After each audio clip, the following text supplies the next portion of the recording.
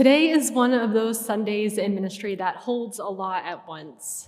For me, Senior Sunday is a day full of gratitude and celebration and pride for these young people, and just the acknowledgement of the change that is going on, because each of these young people are stepping into new paths, and we are so excited to celebrate them.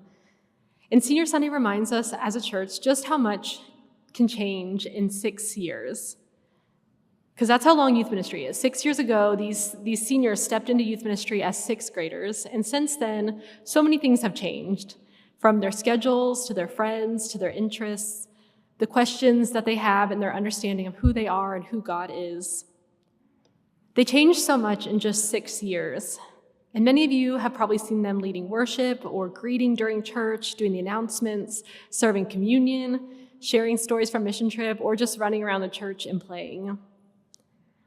And if you've been one of those very many adults in this room who have invested in them, you've probably caught glimpses of moments that stick out to you. I remember when I started at Plano, this class was in 8th grade, and they were just finishing up middle school. And I just remember how little they were, and I remember seeing the ways that they looked up to the people around them. And in this time, I've watched as they have turned into people who others look up to. Each of these young people that we're celebrating have had their fair share of celebrations and trials in their lives, and it has been such an honor to walk with them and watch them grow up. And within the life of the church, the rest of the church, 6 years holds a lot of change. They've gone through leadership changes, a new youth minister. They had to go through confirmation during COVID on Zoom, and they learned what it meant to claim their faith in the middle of disruption and uncertainty.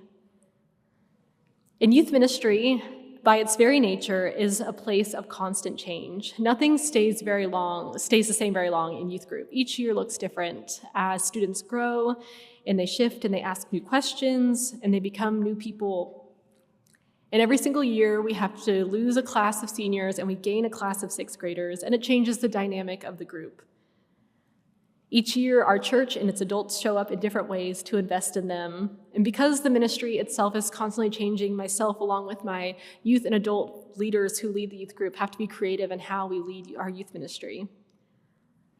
As I look at this class of students, I think youth ministry teaches the rest of us as a church something really important. It teaches us how to go through change well.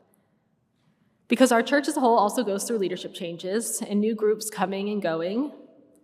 We too, as a church, have to figure out how to navigate change. And what youth ministry does is it reminds us that change is good and necessary in a church. And we're reminded that the church is not the strongest when we stay the same, but we're the strongest when we stay faithful throughout this change.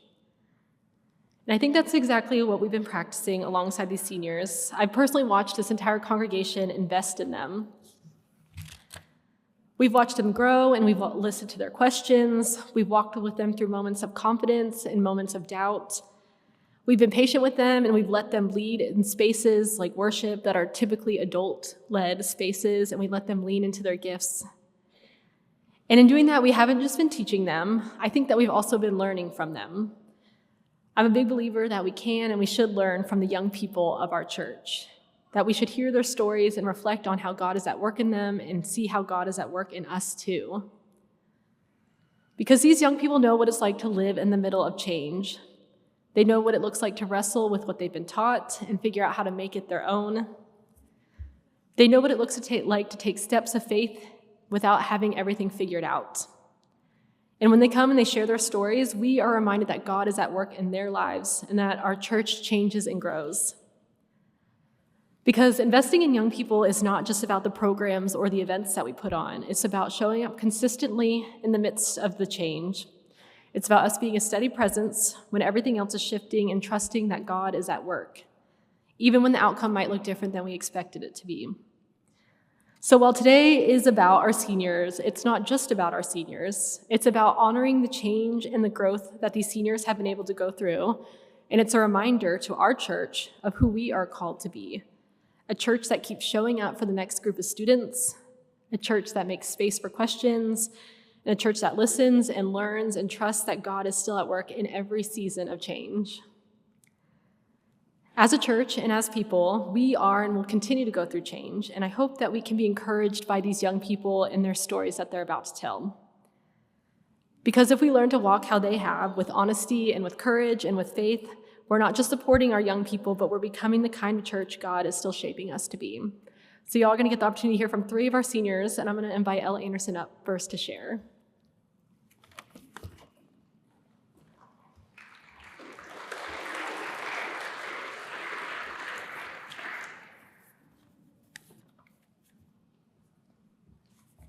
Hi, my name is Ella Anderson.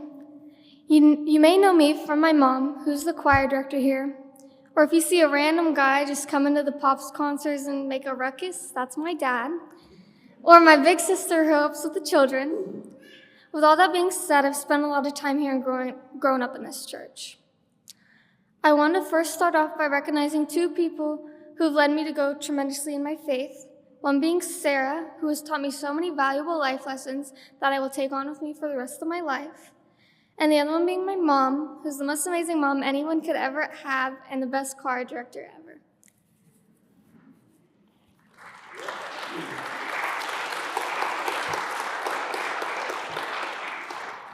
I thought today it would only be fitting I did my sermon on a song, because through music is where I found the most peace. When I was a sophomore, I heard a song for the first time, and it spoke to me very deeply. That song was Good Plans, which we'll sing later on in the service. I was going through a particularly hard time in my life and wondering why God was taking me down the path I was going. It was hard for me to understand that God was taking care of me and that I would be all right. The scripture I've chosen for today is from Jeremiah 29:11. It says, "I know the plans I have in mind for you, declare the Lord.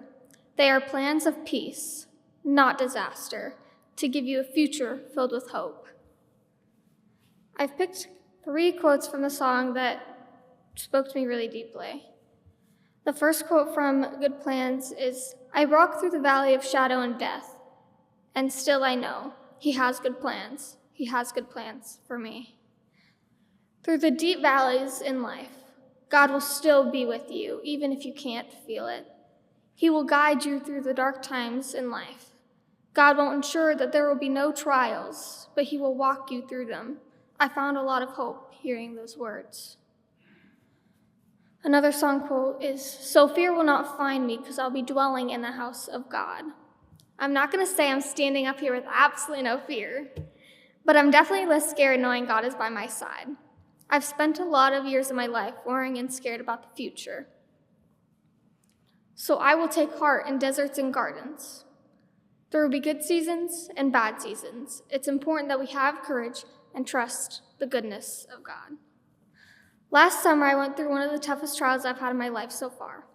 I was having pain in my foot that lasted from summer of 24 until I got surgery in July of 25. I had torn my Lisfranc ligament in my foot. I couldn't bear weight on my foot for 2 months after the surgery. I couldn't go upstairs to my room, and when my aunt asked if I'd been outside recently, I said, "Yeah, I went to the kitchen yesterday." Of course, she meant to go see the sun. Laying in bed all day, every day, I had lost what I thought was everything. I wasn't playing softball anymore, and I couldn't even walk. Although the physical pain was tough, the mental part was even tougher. Every day wondering when I'd be put back in a boot anytime I got back to wearing 2 shoes. But God was with me every day and through everything, even when I still feel pain. I've grown a lot as a person from that whole experience. If you would have told me a year ago that I was going to Texas Tech, I probably would have started laughing and crying. It's definitely not where I thought I would end up even 2 months ago. But God's putting me there for a reason, and it's where God needs me to be. I know maybe for you, it's not an injury or moving 5 hours away from your parents and your home. It may be something nobody even knows about. It's important to remember the path you're going down might not be the path you originally thought about, but it's the path God created for you, and it's the one intended for you. Thank you. Welcome, Cole.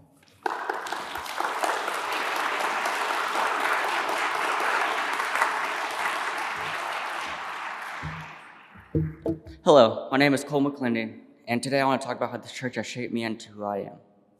Ever since I was a little kid, this place has been a huge part of my life, I remember coming here with my brothers for Mission Impossible Kids, then growing into VBS, and eventually getting the chance to volunteer in VBS. And now, here I am, graduating. It's crazy to think back and see how much I've grown through each stage. I want to take a moment to thank some important people who have helped me along the way. First, my mom, Pastor Matt, Stacy, Christian, Sarah, and Marty. Thank you for always being there for me, supporting me, and helping guide me into the person I am today. Kristen, thank you for always being there for me on mission trips and for being such a great leader. Being in your group was truly a great experience, and I always looked forward to that every year, and I always appreciate that. Next, I would like to thank my oldest brother and the rest of my siblings for always being there for when I needed something and for always playing baseball with me and for helping me with advice on life. And lastly, to my mom, thank you for always believing in me, pushing me to do better, and for getting on to me for when my grades were failing. This church has given me many memories and lessons about life, and my advice to the younger kids is to do that all you can at the church and try to be involved. Thank you.